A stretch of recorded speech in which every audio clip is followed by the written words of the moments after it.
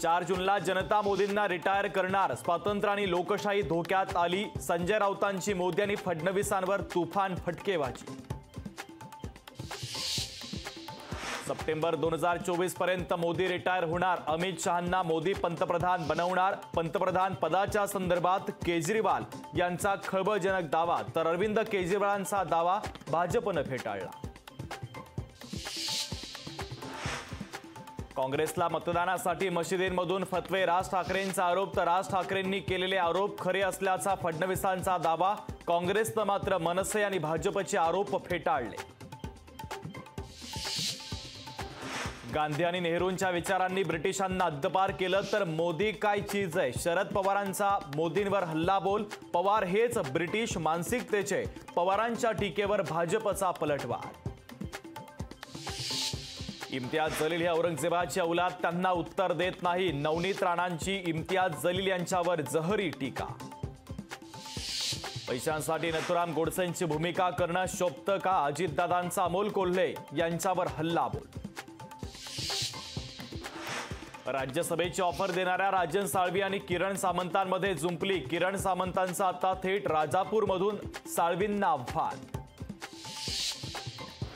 निवडणुकीच्या निकालाआधीच पंकजा मुंडेंच्या मंत्रिपदाची चर्चा, अजितदादा लावणार पंकजांच्या मंत्रिपदासाठी फिल्डिंग, तर फडणवीस देखील पंकजांच्या मंत्रिपदाबाबत आशावादी। पंकजा मुंडेंसाठी उदयनराजे भाऊक, पंकजा मुंडेंना खासदार केलं नाही तर उदयनराजेंची राजीनामा देण्याची तयारी, व्यासपीठावर पंकजा मुंडे यांनाही झाले अश्रू अनावर। राज्यात अवकाळीचं थैमान, कराड, सांगली, पुण्यात पावसाची दमदार बॅटिंग, तर अवकाळीचा शेती पिकांना मोठा फटका, बळीराजा चिंतेत।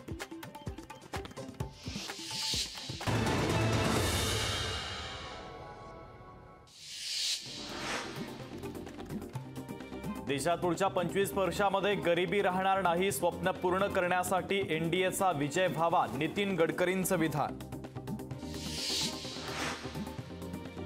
कल्याणमध्ये उद्या शरद पवारांच्या सभेचं आयोजन, महाविकास आघाडीचे उमेदवार बाळ्या मामा म्हात्रे यांच्या प्रचारासाठी सभा।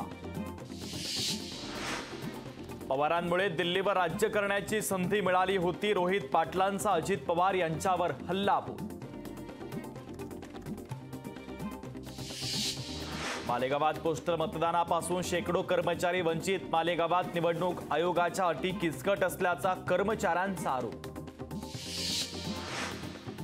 लासलगाव शहरामध्ये भीषण पाणी टंचाई, लासलगावला 20 दिवसांपासून पाणी पुरवठा नाही, पाणी टंचाईमुळे लासलगावमध्ये कडकडीत बंद।